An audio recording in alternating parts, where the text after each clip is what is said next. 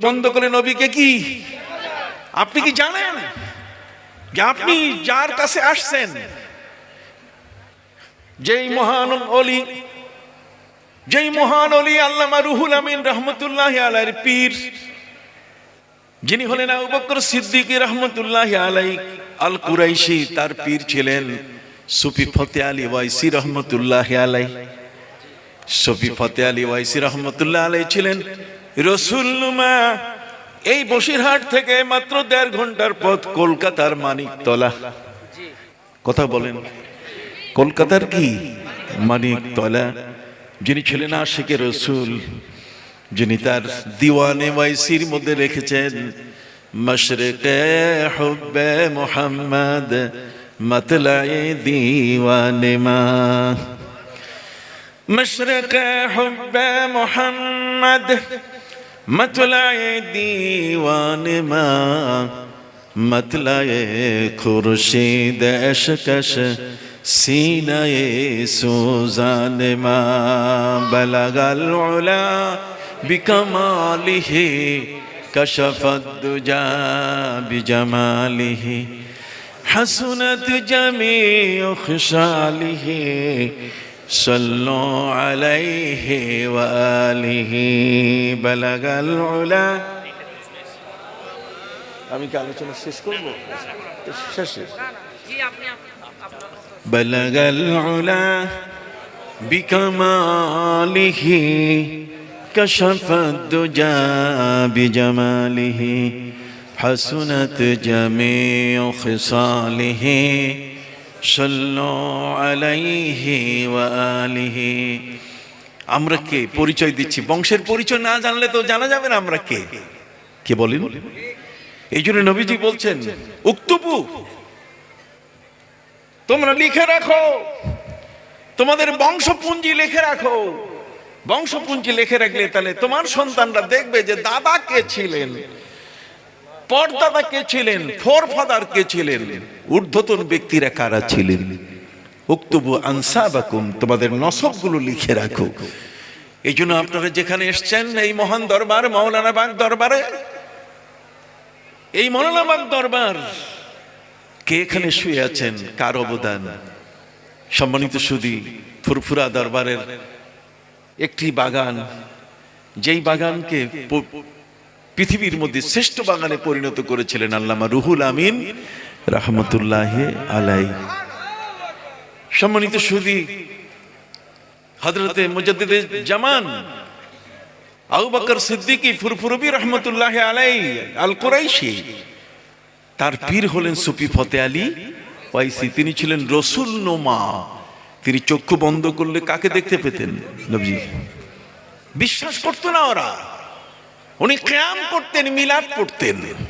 এক সময় 35 জন উল্টাপাল্টা আলেম, এরা সহিহ বুখারী, তিরমিজি, সিয়াসত তার কিতাব নিয়ে সুফি ফতে আলী ওয়াইসির কাছে আসছে যে সুফি সাহেব, আপনি যে মিলাদ কিয়াম করেন এটা কি কোনো কিতাবে আছে? উনি বললেন তো অবশ্যই আছে। কই কোন কিতাবে? কই বুখারী, মুসলিম, আবু দাউদ, তিরমিজি, সিয়াসত সহ দুনিয়ার যত কিতাব বাংলা ইংরেজি সবটাতেই আছে, মিলাদেও আছে, কিয়ামও আছে। আলেমরা বললেন সুফি সাহেব অত কিছু জানতে চাই না, আমাদের হাতে বুখারী আছে, বুখারীতে কি আছে? হ্যাঁ আছে। কোথায়? কই যেই পৃষ্ঠা খুলবে সেই পৃষ্ঠায় আছে। সুবহানাল্লাহ। পৃষ্ঠা যখন খোলা হলো, সুফি ফতে আলী ওয়াইসি রাহমাতুল্লাহি আলাইহি আমাদের পীরের পীর, আমাদের দাদা পীর, সুবহানাল্লাহ বলেন। সেই সুফি ফতে আলী রাহমাতুল্লাহি আলাইহিকে তারা বললো যে বুখারী বের করেছে, কোন লাইনে আছে? কই যেই লাইনে আছে সেই লাইনেই মিলাদ কিয়ামত আছে। সুবহানাল্লাহ বলেন। এবার মাওলানা সাহেবরা পড়া শুরু করছে একটা লাইন থেকে। وبي قال حدثنا فلان ابن فلان قال فلان قال رسول الله صلى الله عليه وسلم। যখন قال رسول الله صلى الله عليه وسلم হাদিসের মধ্যে পড়া শুরু করেছে, তখন এই 35 জন আলেম যেগুলো উল্টা পাল্টা, এগুলো সব দাঁড়াইয়া কে আমি নবী সালাম আলাইকা বলা শুরু করছে। নারে তাকবীর, নারে তাকবীর। সুফি সাহেব ছিলেন, সুফি ফতে আলী ওয়াইসি রহমতুল্লাহ আলী ছিলেন এক বড় মাপের কবি, নবীর আশেক। তার একটা কবিতা পড়ে শোনাই।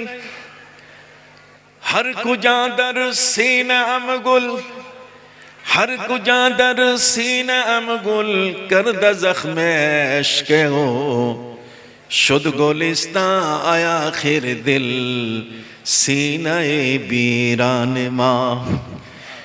তিনি বলেন আমার এই বুকটা ছিল একটা মরুভূমি। আপনারা কথা বলেন আমার সাথে, নালে আমার ওয়াজ বুঝবেন না আপনারা। এই বুকটা হলো আমার কি? মরুভূমি, চাটিয়াল ময়দান, পাথর দিয়ে পূর্ণ। এখানে ভালোবাসা নাই। পাথর বুঝেন? পাথর মানে শক্ত, রূঢ়। আমার অন্তর শুধু পাথর দিয়ে পরিপূর্ণ। কিন্তু আমি নবীর প্রেমের আগুনের গাছগুলো, প্রেমের আগুনের গাছগুলো আমি একটার পরে এক আমার বুকের মধ্যে বপন করলাম। আর সেটাকে যখন আমি শান দেই, তখন নবীর পাগল হয়ে আমার জীবনকে আমি উৎসর্গিত করি। সেই সুফি ফতে আলী ওয়াইসি রহমতুল্লাহ আলাইহি, তিনি হলেন রসুল্লমা।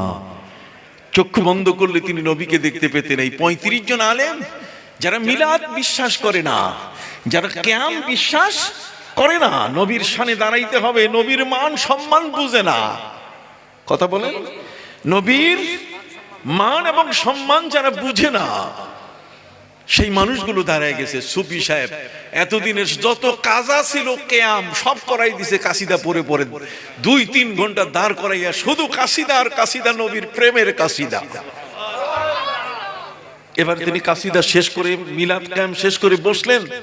সুফি সাহেব জিজ্ঞেস করলেন যে এতদিন তো আমি বেদাতি ছিলাম, এতদিন কি আমি বেদাতি ছিলাম, আমি মিলাদ কিয়াম করতাম, তোমরা আমাকে বেদাতি বলতে, আজকে যে তোমরা মিলাদ কিয়াম করলে? কই হুজুর আর কইয়েন না, যখনই কালা কালা রাসূলুল্লাহ বলা শুরু করছি তখন নবীজির সাথে আমাদের দিদার হয়ে গেছে। আমরা কিন্তু সেই অলির বংশধর। আমরা এমন এক অলির কি বংশধর। আমাদের অলি এমন, যার শুধু এ পর্যন্ত শেষ নয়। সুফি ফতে আলী ওয়াইসি রহমতুল্লাহ আলাইহির পীর হলেন সুফি নূর মোহাম্মদ নিজামপুরি, গাজিয়ে বালাকোট। এই যে বালাকোট ভারতের জমিনে। আর তার পীর হলেন হযরত সৈয়দ আহমদ শহীদ বেরলভী রহমতুল্লাহ আলাইহি, যিনি শিখদের সাথে যুদ্ধ করে ইসলামের জন্য জীবন উৎসর্গিত করেছেন। তার পীর হলেন হযরতে আব্দুল আজিজ মুহাদ্দিস দেহলভী। তার পীর হলেন হযরতে শাহ ওয়ালিউল্লাহ মুহাদ্দিস দেহলভী রহমতুল্লাহ আলাইহি। বড় করে বলি সুবহানাল্লাহ। এখন আসেন, আমি যে কথাটি আপনাদের সামনে তুলে ধরতে চাই, কি বাপদাদার বংশ বুঝা গেছে কিনা? আপনার হাত উঠান তো। বাপদাদার বংশ কি বুঝছেন? বাপদাদার বংশ, বাপদাদা কারা? এটা যেমন যেন তেরো মানুষ না। কথা বুঝতে পারছেন? হযরতে আল্লামা রুহুল আমিন রহমতুল্লাহ আলাইহি এই ফুরফুরা দরবারের কতগুলো অলৌকিক বিষয়, তার মধ্যে একটি হলো ফুরফুরা দরবার এই উপমহাদেশকে কিছু সোনালী মানুষ উপহার দিয়েছে। তার মধ্যে উপহার দিয়েছেন ডক্টর মোহাম্মদ শহীদুল্লাহকে। ডক্টর মোহাম্মদ শহীদুল্লাহ হলেন আল্লামা রুহুল আমিন রহমতুল্লাহ আলাইহির বয়সে 3 বছরের ছোট। উনি 1285-তে জন্ম নিয়েছেন। আর হযরত আল্লামা রুহুল আমিন রহমতুল্লাহ আলাইহি 1882-তে জন্ম নিয়েছেন। কত? 1882, আর উনি হয়েছেন 1885। কথা বুঝতে পারছেন? তা 1885, 3 বছর পরে পৃথিবীতে আসছেন ডক্টর মোহাম্মদ শহীদুল্লাহ। উনি জন্ম নিয়েছেন এই 24 পরগনার পেয়ারা নামক গ্রামে। উনি এই দেশেরই মানুষ, যদিও উনি ঢাকা বিশ্ববিদ্যালয়ে বিশাল বড় মাপের প্রফেসর ছিলেন। তিনি 18 ভাষার পণ্ডিত ছিলেন। ফুরফুরা দরবারের সেই মানুষটি, কি চমৎকার গাল ভরা দাড়ি, মাথায় সেই সুন্নতি টুপি। একজন বিশ্ববিদ্যালয়ের এত বড় ব্যক্তি জন্মগ্রহণ করেছেন সেই মহাবিশ্ববিদ্যালয়, বিশ্বজোড়া আধ্যাত্মিক বিশ্ববিদ্যালয় ফুরফুরা দরবার থেকে। নারায়ে তাকবীর, নারায়ে তাকবীর। সিলসিলায়ে ফুরফুরা শরীফ, সিলসিলায়ে মুজাদ্দিদুজ জামান মাওলানা বাগদরবার শরীফের ঐতিহাসিক সালে সাহেব। নারায়ে তাকবীর। বন্ধুরা আমার, আপনার যখন মেঠোফোন মোবাইল চালান তখন টাওয়ার লাগে কিনা? কথা বলে না। মোবাইল চালাইলে টাওয়ার লাগে কিনা? এই উপমহাদেশে ফুরফুরা দরবার টাওয়ার গাড়ি দিয়েছেন এক একটা জায়গায়। কথা বুঝতে পারছেন? তার মধ্যে একটা টাওয়ার মৌলানাবাগে বসিরহাটে, আরেকটা টাওয়ার সরসিনা দরবার পিরোজপুরে, আরেকটা টাওয়ার ওই মৌলানা আজিমউদ্দিন রহমতুল্লাহ আলাই সেই ধামতি, আরেকটা টাওয়ার সেই সোনাকান্দা। কথা কন না? মৌলানা আব্দুর রহমান হানাফি। আসেন না আমার কাছে, আপনি কোন ইতিহাস চান? সবটাই তো আমার কাছে আছে। আপনি কি জানেন আমরা কি বুকে হাত বেঁধে নামাজ পড়ি? কারা কারা পড়েন? হাত উঠান। লেডিস মার্কা নামাজ পড়েন কেউ? লেডিস বুঝেন? লেডিস, লেডিস মানে মহিলা। এই আহলে হাদিসরা লেডিস মার্কা নামাজ চালু করছে। বুকের উপরে হাত বেঁধে পুরুষরা নামাজ পড়বে, এটা হয় না। আমাদের মাযহাব হচ্ছে হানাফি মাযহাব। আমরা নামাজ পড়ব কি? নাভির নিচে হাত রেখে। নবীজি বলছেন ওয়ামিন আখলাকিল উম্মাহ তাজিলুল ফুতুর ওয়া তাখিরুস সুহুর ওয়া ওয়াজুল ইয়াদিল ইয়ুমনা আলাল ইউসরা তাহতা সুররা ও কামা ক্বালা নবী সাল্লাল্লাহু আলাইহি ওয়াসাল্লাম। নবী করিম সাল্লাল্লাহু আলাইহি ওয়াসাল্লাম বলেন আমার উম্মত চেনার তিনটা উপায়। কয়টা? একটা হলো আমার উম্মত হলো রমজান মাস যখন আসবে সূর্য ডুবার সাথে সাথে তারা ইফতার করে ফেলবে, দেরি করবে না। জাফরিয়া সম্প্রদায় আছে, আহলে হাদিস আছে, ওরা 15 মিনিট দেরি করে। কথা কোন? কিন্তু কোরআন বলছে সুম্মা আতিম্মুস সিয়ামা ইলাল লাইল, তোমরা রোজা পালন করবে রাত পর্যন্ত, রাত যেন দিনের মধ্যে প্রবেশ না করে, মাঝখানে সাথে সাথে ইফতার করবে। নবীজি বলছেন তাজিলুল ফুতুর, ইফতার করে আমার উম্মত তাড়াতাড়ি, ওয়া তাখিরুস সুহুর, আর সেহরি খাবে বিলম্বে, আর ওয়াজুল ইয়াদিল ইয়ুমনা আলাল ইউসরা তাহতা সুররা, আর ডান হাত বাম হাতের উপরে নাভির নিচে বাঁধবে। তাহলে নবীজির উম্মত চেনার উপায় কি? নাভির নিচে কি? হাত বাঁধা। সুবহানাল্লাহ বলে। এই নাভির নিচে আপনারা আমরা হাত বাঁধি, এটা হানাফি মাযহাব। কি মাযহাব বাবা? আমরা কানে উলা দেই, কানে লতি পর্যন্ত দেই কিনা? আমরা ইমামের পিছনে সূরা ফাতিহা পড়ি না, আপনারা কি পড়েন? আমরা মসজিদে জোরে চিল্লাইয়া আমিন বলি না। যারা আমিন বলে বন্ধুরা আমার, আমরা হলাম হানাফি মাযহাব। এই উপমহাদেশের মধ্যে এই যে বাংলা, ভারত, উড়িষ্যা, কুচবিহার, আসাম, একেবারে চিটাগাং ওই টেকনাফ পর্যন্ত পুরা বেল্টের মধ্যে হানাফি মাযহাবের ইমাম হলেন আল্লামা রুহুল আমিন। নারায়ে তাকবীর, নারায়ে তাকবীর। যে কারণে আল্লামা রুহুল আমিন বসিরহাটি রহমতুল্লাহ আলাইহির উপরে আমি ঢাকায় একটি বিশ্ববিদ্যালয় শুরু করে দিয়েছি। তার নামে, তার স্মৃতি রক্ষায় এই ধরনের মহান একজন ব্যক্তি, এত বড় একজন জ্ঞানী গুণী বিদ্বান, যিনি তার সমাজকে পরিবর্তন করেছেন, তিনি এই সমাজকে নানাভাবে পরিবর্তন করেছেন। এই দেশের মানুষ আগে বাগদাদি সেজদা করত। কি সেজদা? বাগদাদি সেজদা। বাগদাদি সেজদা বুঝেন? তার মানে কাবার দিকে ফিরে সেজদা করে না, বাগদাদের দিকে ফিরে সেজদা করে। এটার নাম হলো বাগদাদি সেজদা। কথা বুঝতে পারছেন? গাঁজাখোর, ঠিক সুদখোর, মদখোর মানুষ দিয়ে ভরা ছিল, শিরক বেদাতে পরিপূর্ণ ছিল। সেই মানুষগুলোকে তিনি সামাজিক মানুষে পরিণত করেছেন। তার জীবনের সবচেয়ে বড় বিষয় হলো তিনি ক্ষুরধার লিখনি দিয়ে তিনি এই ময়দানে, আপনি জানেন হযরতে কাতাদা রাদিয়াল্লাহু তাআলা বলেছেন, নবী করিম সাল্লাল্লাহু আলাইহি ওয়াসাল্লাম বলেছেন যে তোমরা তোমাদের ভবিষ্যৎ প্রজন্মের কাছে তোমাদের ইতিহাসকে লিখে রাখো। পৃথিবীর মধ্যে যদি লিখনি বন্ধ হয় তাহলে কোনো ধর্ম টিকবে না। এই জন্য কোরআনকে কিতাব বলা হয়েছে, লেখা, আল মাকতুব আলাল মাসাহিব। তার মানে কোরআন লেখা, লিখিত, লোহে মাহফুজে লেখা, এটা কাগজেও লেখা, এটা সিনার মধ্যেও লেখা। সুবহানাল্লাহ বলেন না? আমাদের দেশে ছাপাখানা কোরআনের দুই প্রকার, একটা হচ্ছে কাগজে ছাপায়, আর কোথায়? সিনার পাতার মধ্যে কি ছাপানো হচ্ছে। সুবহানাল্লাহ বলেন। সম্মানিত সুধী, একটা জাতির সংস্কৃতি, একটা জাতির ঈমান আমল, এটা রক্ষা করার জন্য একান্ত প্রয়োজন কি? লেখা। এই জন্য তিনি প্রায় 150 খানার উপরে তিনি যেমন বই লিখেছেন, পাশাপাশি প্রায় 50,000-এর মতো বইয়ের সূত্র তার থেকে পাওয়া যায়। সুবহানাল্লাহ বলেন। সাধারণ ব্যক্তি নন। কখন খেলেন, কখন ঘুমালেন, কখন লিখলেন, এটাও আজকে আলোচনা হলো। কথা বুঝতে পারছেন? একটা মানুষ, আমিও বই লিখেছি, আমারও এই পর্যন্ত প্রায় 30টার বই আমি লিখেছি। আমি একজন ফাইটার মানুষ, এটা তো আপনি বুঝতেছেন আমার আলোচনায়। কথা বুঝতে পারছেন? আমি ফাইটার মানুষ, তার মানে জাতির জন্য আমাকে কিছু রেখে যেতে হবে, কিছু অমর স্মৃতি। পৃথিবীর মধ্যে মানুষের বই, বুক আর ফর দ্য ফার্স্ট লাস্টিং বা লিস্টিং অফ দ্য ম্যানকাইন্ড। পৃথিবীর মধ্যে লেখাই হচ্ছে মানুষের সভ্যতাকে ধরে রাখার একটা উপায়। কথা বুঝতে পারছেন? Temple and crumple is revise. এটা আস্তে আস্তে বহু কষ্ট করে আনতে হয়, বাট বুক ইজ সারভাইভ। কিন্তু যদি কারো কাছে বই থাকে তাহলে সেই বই কিন্তু সেই জাতিটাকে আগায় দেয়।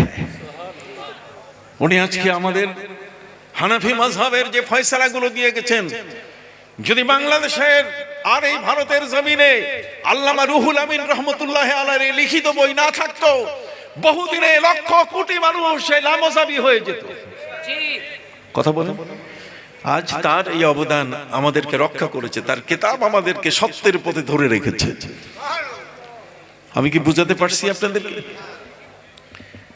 এই জন্য আমি আপনাদের খেদমতে বিনয়ের সাথে আরজ করতে চাই, জগতের মধ্যে যত ওলি এসেছেন প্রত্যেকটি প্রতি 100 বছরে আল্লাহ পাক রব্বুল আলামিন একজন করে মুজাদ্দিদ পাঠান।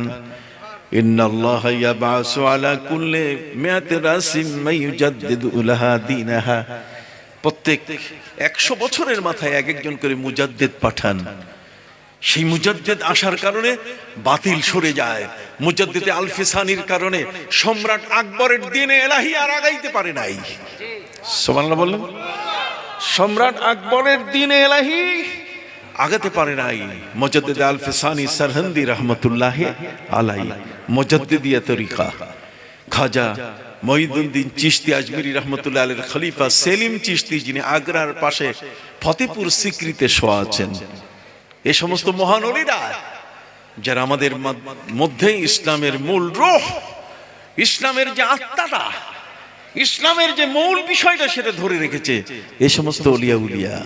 তার কারণ আল ইলমু ইলমান, ইলমুল কলব ওয়া ইলমুল লিসান। একটা হচ্ছে কলবের এলেম, কলব, হিংসা, লোভ, লালসা, মোহ, মাৎসর্য, কিনা, বক্স।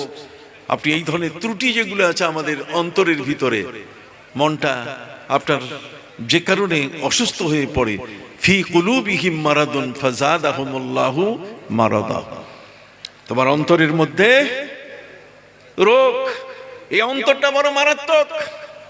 এই অন্তরের মধ্যে আপনার মনটার উপরে শয়তানের যত ধরনের আক্রমণ, কথা বলেন, সেই মনটাকে পবিত্র করা প্রয়োজন আছে কিনা? জোরে বলেন। আমার এই অন্তরটা কখনো কখনো বেঈমান হয়, এটাকে আপনি জানেন? আপনার মনটা যদি বেঈমান হয়, এই মনটা হলো দেহের রাজধানী। মাথা থেকে পা পর্যন্ত আমাদের যে দেহটা, এই পুরা দেহের রাজধানী হলো আপনার কলব। বাম দুধের 2 আঙ্গুল নিচে একটা গোশতের টুকরা উল্টাইয়া আছে, এটার নাম কি? কলব। আমার নবী সাল্লাল্লাহু আলাইহি ওয়াসাল্লাম বলছেন, আলা ওয়া ইন্না ফিল জাসাদি লামুদগাতান ইযা সালুহাত সালুহাল জাসাদু কুল্লু ওয়া ইযা ফাসাদাত ফাসাদাল জাসাদু কুল্লু আলা ওয়া হিয়াল কলব। আমার নবী বলছেন, মানুষের দেহের মধ্যে একটা গোশতের টুকরা আছে, এটা যদি ভালো থাকে তার মাথা থেকে পা পর্যন্ত সবটাই তার ভালো। সে কোনোদিন আর কখনো পাপের কাজ করবে না, তার হাতকে কোনোদিন পাপের দিকে নেবে না, তার পাকে কোনোদিন পাপের মধ্যে নিবে না। বাবারা, আপনি কি বুঝতে পারছেন আমার কথা? অতএব হাত, মুখ, চোখ, নাক, দেহের যতগুলো গুনাহ আছে তার ভিতরে কিছু গুনাহ আছে এমন যেগুলো ক্যান্সার। যেমন হিংসা, হিংসাটা হলো ক্যান্সার। এই হিংসা থেকে বাঁচবার মতো আমাদের পৃথিবীতে কোনো ডাক্তার ক্যাপসুল বা ট্যাবলেট আবিষ্কার করে নাই। কথা কল। এইটা ঠিক করতে গেলে এই ধরনের আল্লামাদের, এই সমস্ত ওলিয়া উলিয়াদের হাসপাতালে এসে আমাদের ভর্তি হতে হবে, বায়াত হতে হবে। জোরে বলেন, কি হইতে হবে? বায়াত। এদের হাতে বায়াত হলে আপনি দেখবেন একটা পবিত্র মন পেয়ে যাবেন। এদের কাছে পেলে আপনি আপনার চোখের দৃষ্টি খুলে যাবে। এতদিন যা বাধা ছিল সবগুলো দূর হয়ে আপনার চোখ এমন হয়ে যাবে। হযরতে উমরে ফারুকের মতো ব্যক্তি, যিনি আমার নবীকে মারার জন্য তরবারে নিয়ে উঁচু করে করে আসতেছিলেন, এমন অবস্থা দেখে একজন জিজ্ঞাসা করলেন, উমর কোথায় যান? হযরতে উমর বলেন, মুহাম্মদ সাল্লাল্লাহু আলাইহি ওয়াসাল্লামকে আমি কতল করতে যাই। তার কারণ তিনি আমাদের বাপ দাদার ধর্ম পরিবর্তন করে দিয়েছেন। হযরতে উমরকে বলা হলো, উমর তুমি কি জানো তোমার বোন ভগ্নিপতি কালেমা পড়েছে? সুবহানাল্লাহ বলেন। তোমার বোন ভগ্নিপতি কালেমা পড়েছে, তুমি কি জানো? হযরতে উমরের দিক পরিবর্তন হয়ে গেল। বোন ভগ্নিপতির বাড়িতে গিয়ে দেখলেন বোন আর ভগ্নিপতি সাইদ, ফাতেমা এবং সাইদ দুজনে কোরআন পড়ছে। ভগ্নিপতির গায়ে তিনি ছুরি দিয়ে প্রচন্ড আঘাত করে তাকে রক্তাক্ত করলেন। আর বোনের ঘরে আসার পরে তাকে আঘাত করার পরও বোন বন্ধ হচ্ছে না, তার মুখ থেকে কোরআনের আওয়াজ বের হচ্ছে।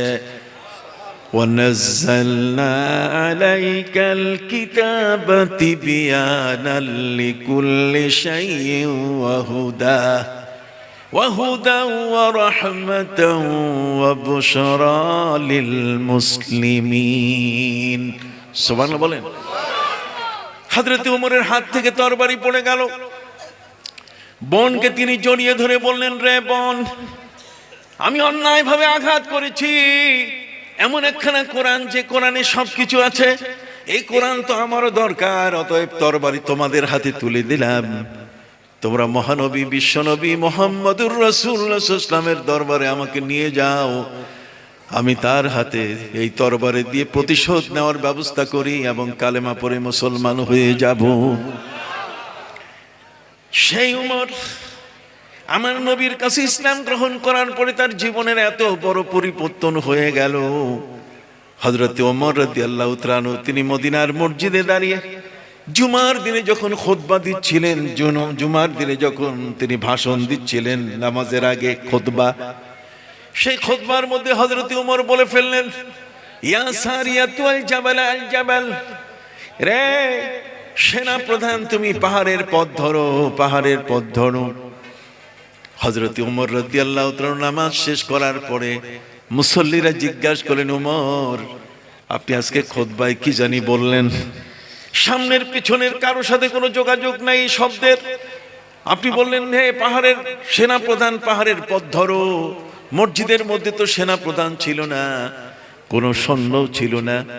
হযরত ওমর রাদিয়াল্লাহু তাআলা তিনি বললেন, শোনো, আমি যখন নবীর মসজিদের মিম্বারে দাঁড়িয়ে জুমার খুতবা দিচ্ছিলাম, তখন আমার চোখের দৃষ্টি এই মদিনার জমিন থেকে 850 মাইল দূরে সেই ইরানের বাল্খ এলাকায়, সেখানে গিয়ে আমার দৃষ্টি পড়ে।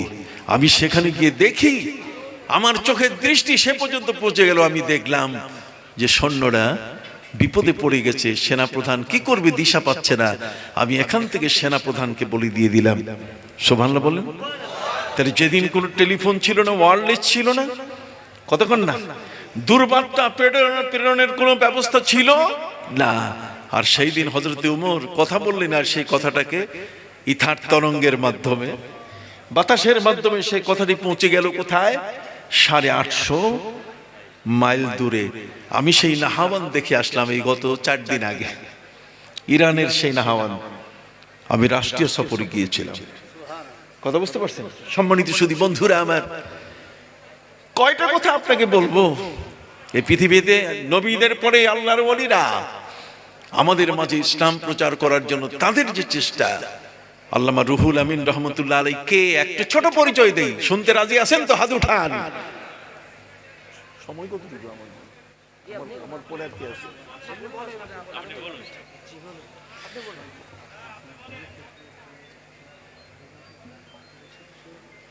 আমি কালেকশন করব, কালেকশন পারি না।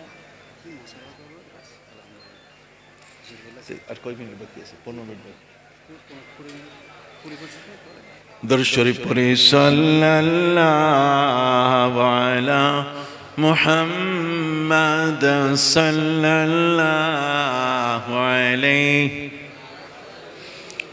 জোর নাই, আমার বারবার আসতে হবে, তাজা করতে বারবার আসতে হবে। সাল্লাল্লাহু আলা মুহাম্মাদ সাল্লাল্লাহু আলাইহি সাল্লাল্লাহু আলা মুহাম্মাদ সাল্লাল্লাহু আলাইহি। হাজরিন, ফুরফুরা হুজুর এসে গেছেন, উনি আমার পরেই আপনাদের সামনে বক্তব্য নিয়ে আসবেন। তবে একটা ছোট পরিচয় দিয়ে যাই। হ্যাঁ, দেব। বাংলাদেশে তো আমি আল্লামা রুহুল আমিন রহমতুল্লাহ আলাইহির নামে একটা বিশাল লাইব্রেরি আমি করব, এবং একটা ইউনিভার্সিটি আমি করব ইনশাআল্লাহ। আপনি জানেন আমি বাংলাদেশের ইসলামিক ফাউন্ডেশনের একজন গভর্নর, রাষ্ট্রের একজন সর্বোচ্চ অনেক উপরের একজন পদবীর মানুষ আমি। কথা বুঝতে পারছেন? রাষ্ট্র আমাকে সম্মান করে, দেশের মানুষ আমাকে সম্মান করে। প্রায় 1.5 কোটি মানুষ যারা ইসলামিক ফাউন্ডেশনের অধীনে চাকুরি করেন, তারা আমাকে অশেষ শ্রদ্ধা করে, এতে শেষ নাই।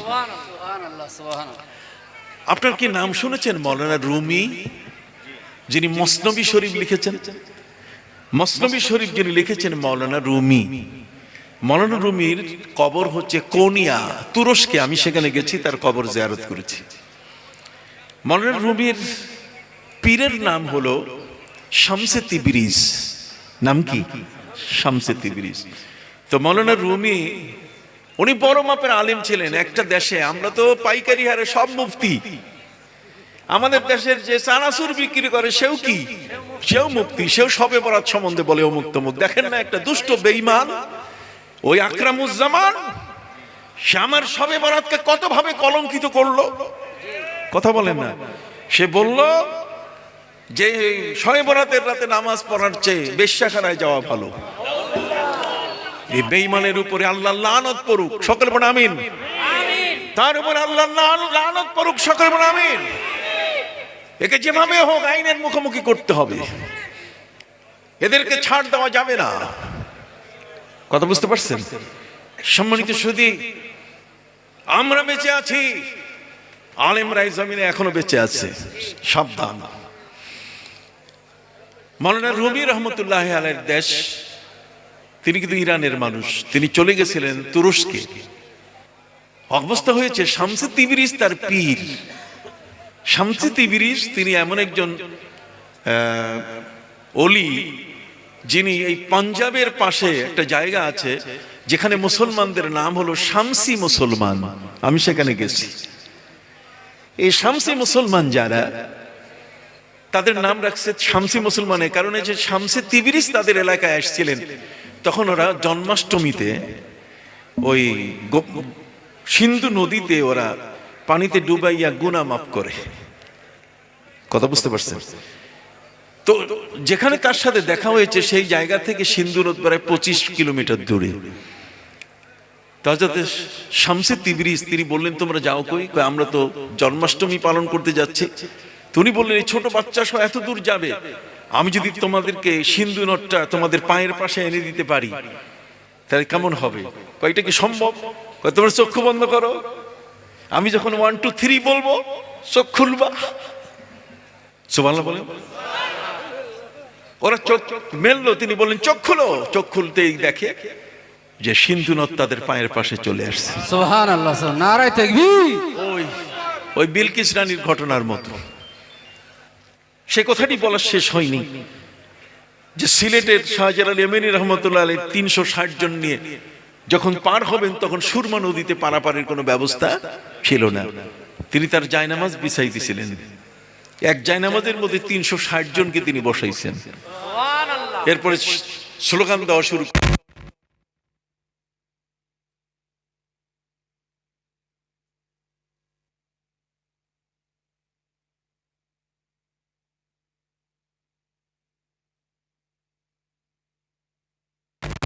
স্লোগান দেওয়া শুরু করলেন, শিল হট্ট। শিল মানে পাথর, হট মানে সরো। শিল হট, শিল হট। এই স্লোগানের ঠেলায় সব পাথর উড়ে উড়ে পালানো শুরু করলো। নাম হয়ে গেল সেই বিভাগটার কি? সিলেট। নাম কি? সিলেট, শিলহাট। এখন ওরা বলছে, হুজুর এসে গেছেন, মারহাবা। নারায়ে তাকবীর। আল্লাহ একটু ইয়ে দেন। নারায়ে তাকবীর। আল্লাহু আকবার। চেয়ার তাকবীর দেন। নারায়ে তাকবীর, নারায়ে তাকবীর। আওলাদে মুজাদ্দিদে জামান, আওলাদে মুজাদ্দিদে জামান। নারায়ে তাকবীর, নারায়ে তাকবীর।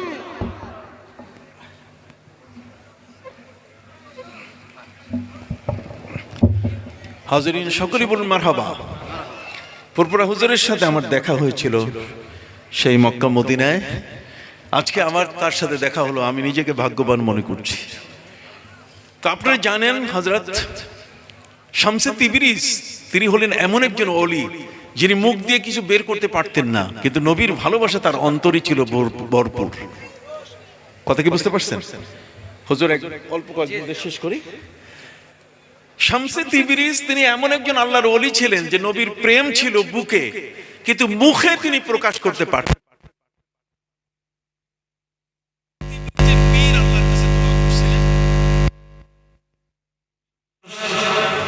এই খলিফার জন্য এমন একজন আলেম দিয়ে দাও যে আলেম যেন তার মুখের আসে না, কিন্তু বুকের কথাগুলো যেন বের করতে পারে। আল্লাহ তাআলা তার বায়াত হিসাবে, মুরিদ হিসাবে আনলেন হযরত মাওলানা রুমিকে। মাওলানা রুমি এত বড় আলেম, কিতাবের উপরে পড়ে থাকতেন, সমস্ত কিতাব একটার পরে উনি একটা দেখেন। একদিন শামসে তিবরিজ রহমতুল্লাহ আলাইহি তিনি বইগুলো নিয়ে কূপের মধ্যে ফেলে দিলেন যে তোমার বই কিসের? আমি তোমার পীর, আমি বেঁচে থাকতে তোমার কিতাব আমি, ওই কিতাব তোমার দরকার নাই। হযরত মাওলানা রুমি তিনি দেখলেন কিতাবাদি সব কূপের ভিতরে। কত বড় কঠিন আলেম, কিতাব ছাড়া চলতে পারে না। তিনি মন খারাপ করলেন। শামসে তিবরিজ রহমতুল্লাহ আলাইহি তিনি বললেন, আল্লামা রুমি তোমার মন খারাপ কেন? বইগুলো তো সব পানিতে শেষ হয়ে গেল। উনি বলছেন সব বই বের করে দেই। এটা কি করে সম্ভব? দেই। উনি কূপের মধ্যে হাত দিয়েছেন, চুয়ার মধ্যে কূপের মধ্যে হাত দিয়েছেন, হাত দিয়ে একটা একটা করে কিতাব উঠাইয়া শুকনা কিতাব দেওয়া শুরু করছেন।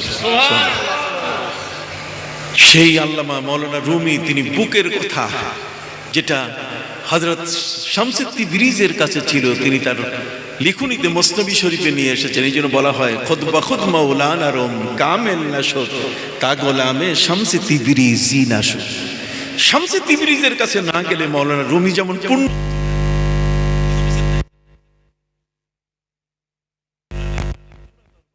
কারণে এই পৃথিবীতে তিনি বিকশিত হয়েছিলেন। সুবহানাল্লাহ।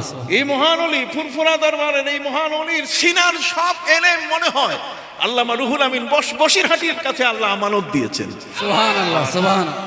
আর সেটা তিনি ছড়াই দিলেন সারা বাংলায় বিভিন্ন বাহাসের মাধ্যমে। আল্লামা রুহুল আমিন যেখানে যায় সেখানে একটা বাঘ, একটা সিংহ উপস্থিত হয়। পৃথিবীর বড় বড় যাত্রীর আলেমরা পর্যন্ত তারকে সমীহ করেছিল। বাংলার মাটিতে বাটিকামারির বাহাস, কতক্ষণ না এই ধরনের কত যে বাহাজ হয়েছে, সব বাহাজে ওরা পরাজিত হয়েছে। সেই পরাজিত মানুষগুলো আল্লামা রুহুল আমিনের অবর্তমানে তারা মাথা চারা দিতে চায়। আমরা কি সেই সুযোগ দিব? জোরে বলেন, আমরা সেই সুযোগ দেব? তাহলে আগামীতে আপনারা আপনাদের সন্তানদেরকে নিয়ে আবার আসবেন, ভরে দিবেন পুরা মাওলানা বাগ। সুবহানাল্লাহ। ওদেরকে চেনাবেন, এই দরবার ফুরফুরা দরবার চেনাবেন। সুবহানাল্লাহ। কথা কি বুঝতে পারছেন? তাহলে দেখবেন এই বাগান আর কোনোদিন নষ্ট হবে না। আর এই বাগানের থেকে যে ঘ্রাণ বের হবে সেটাতে আপনি যেমন সুবাসিত হবেন, আপনার পরিবার সহ আপনার এলাকা সুবাসিত হবে।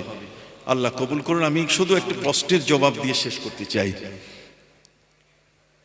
হুজুর ওয়াজ মাহফিলে বসে কিছু আলেম কথা বলতে বলতে অশ্লীল শব্দ, খিস্তি, গালি দেয়। সেক্ষেত্রে জানার বিষয় হলো ওয়াজ মাহফিলে অশ্লীল শব্দ বা খিস্তি দেওয়া কতটুকু শরীয়ত সম্মত? না না ভাই, কখনো উদু ইলা সাবিলি রব্বিকা বিল হিকমাতি ওয়াল মাউইজাতিল হাসানা ওয়া জাদিলহুম বিল্লাতি হিয়া আহসান। আল্লাহর পথে মানুষকে জানতে হবে সুন্দর মোলায়েম ভাষায়। ইয়াসসিরু ওয়ালা তুআসসিরু বাশশিরু ওয়ালা তুনাফিরু। বুখারী শরীফের হাদিস, নবী বলছেন ওয়াজ করবে খুব সুন্দর ভাষায় যাতে তোমার শ্রোতারা যেন পালায় না যায়। বিল মাউইজাতিল হাসানা, হিকমত কৌশলে তাদেরকে বসায় রাখবে, কিন্তু গালিগালাজ দিলে তো ওরা চলে যাবে। কি কোন ঠিক কিনা? কাজে এটা কখনো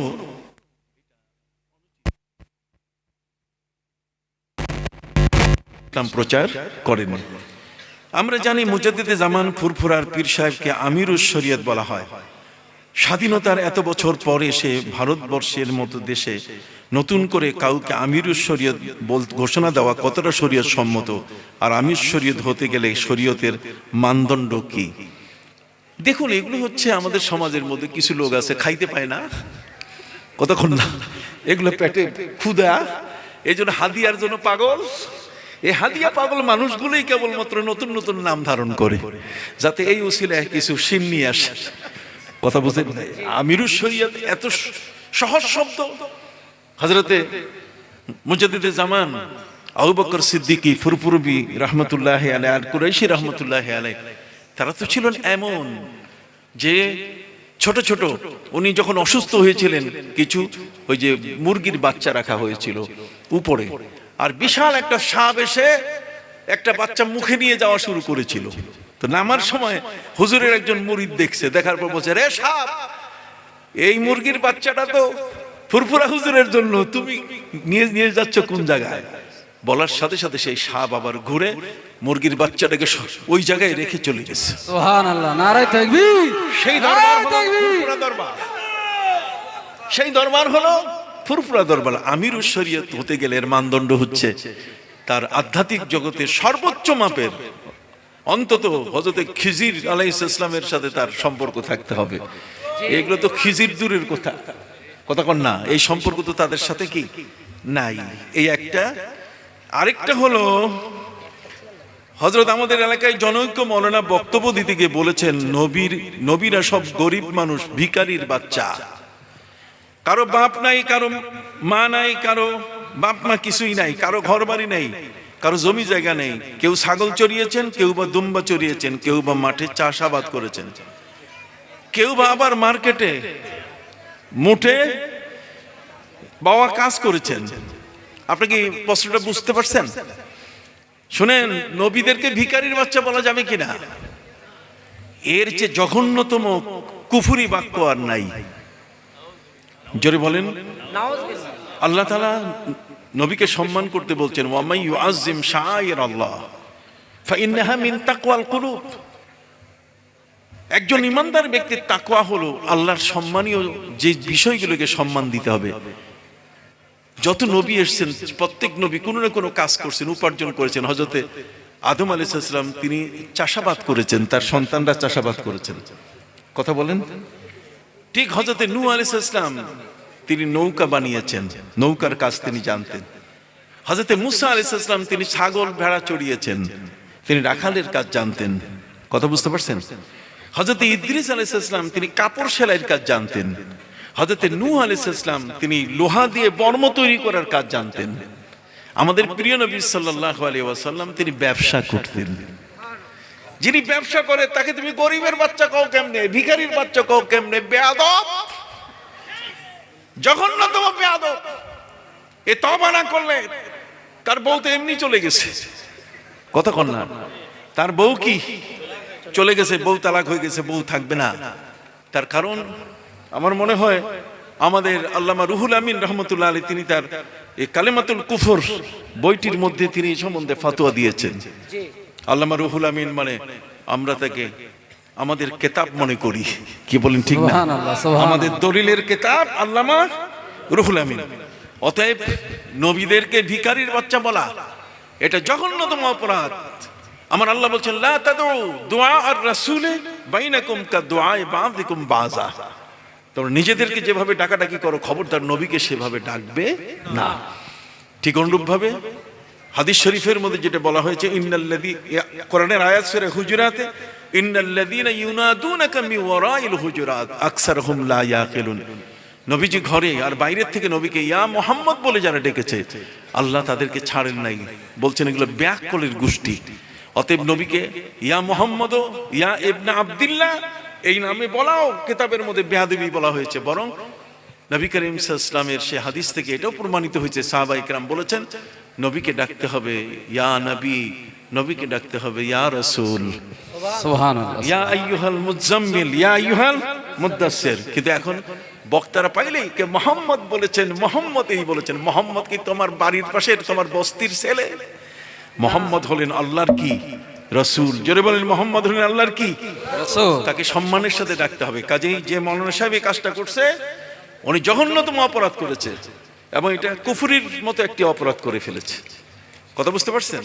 সম্মানিত শুধু আরেকটা, হুজুর হযরত আপনার কাছে বিনীত নিবেদন, আমাদের এলাকার জন্য একজন আলেম বলছে, হুজুর আল্লামার সাথে জিন্দাবাদ দেওয়া যাবে না, এ বিষয়ে আপনার কাছে সঠিক মত জানতে চাই। আসলে জিন্দাবাদ মানে কি? যে বেঁচে থাকুক। কথা বল না, যে কি বেঁচে থাকুক। আপনি ফুরফুরা হুজুরের ব্যাপারে বলবেন কি? জিন্দাবাদ। কথা বলেন, জিন্দাবাদ। আর যে জিনিসগুলো সাধারণত দুনিয়া থেকে চলে যায় তাকে সাধবাদ বলা যায়। কি বলা যায়? সাধবাদ। কিন্তু জিন্দাবাদ এই শব্দটি এটা ব্যবহার না করাই আমি মনে করি ভালো আর কি। কথা বুঝতে পারছেন? আপনারা তার জন্য মাগফিরাতের দোয়া করবেন, এটাই মূলত উদ্দেশ্য। আমি কথা বাড়াচ্ছি না, আবার কখনো যদি দরকার হয় এটা আমি সুন্দর করে আরেকটি জবাব দেবো আপনাদেরকে। অতটুকু আপনাদের কাছে বলতে চাই, এটা মাওলানা বাগ জিন্দাবাদ। বল না, মাওলানা বাগ জিন্দাবাদ। কোনো অসুবিধা নেই, মাওলানা বাগ জিন্দাবাদ। এটা জিন্দা হবে। ফুরফুরা দরবার জিন্দাবাদ, জিন্দাবাদ। সারসিনা দরবার জিন্দাবাদ। এগুলো সব জিন্দাবাদ। ওলামায়ে কিরাম জিন্দাবাদ। শামিল যারা শ্রোতা মণ্ডলী জিন্দাবাদ। এটা বলা যাবে। কথা বুঝতে পারছেন? আজ এ পর্যন্ত রেখে হুজুরের কাছে দোয়া আছে, এখানে শেষ করলাম। এবার আমার খুব ইচ্ছা ছিল ফুরফুরা ঘুরে আমি এখানে আসব, কিন্তু সে সুযোগ হলো না। আমাদের আল্লামা রুহুল আমিন রহমতুল্লাহ আলের আওলাদ যারা বেঁচে আছেন, নাতিরা, আমি সবার কাছে দোয়া চাই এবং অন্যান্য যারা আছেন তাদের কাছে আমি হুজুরের কাছে দোয়া চাই। আজকের মতো এখানে শেষ করছি। আমি নিজে অসুস্থ, আমার স্ত্রী অসুস্থ, আপনার দোয়া করবেন। একটু বিপদ আপদ আছে, আল্লাহ যেন এর থেকে হেফাজত করে। আল্লাহুম্মা আমিন। আসসালামু আলাইকুম ওয়া রাহমাতুল্লাহি ওয়া বারাকাতুহু। হুজুর আসেন। নারায়ে তাকবীর, নারায়ে তাকবীর। আওলাদে মুজাদ্দিদে জামান, আওলাদে মুজাদ্দিদে জানাম, আওলাদে মুজাদ্দিদে জামান, ভাই সাহেব হুজুর কিবলা, ভাই সাহেব হুজুর কিবলা, আলেমে দ্বীন, আলেমে দ্বীন। এত সময় আপনাদের সম্মুখে আপনাদের কাছে খুব অনেক মূল্যবান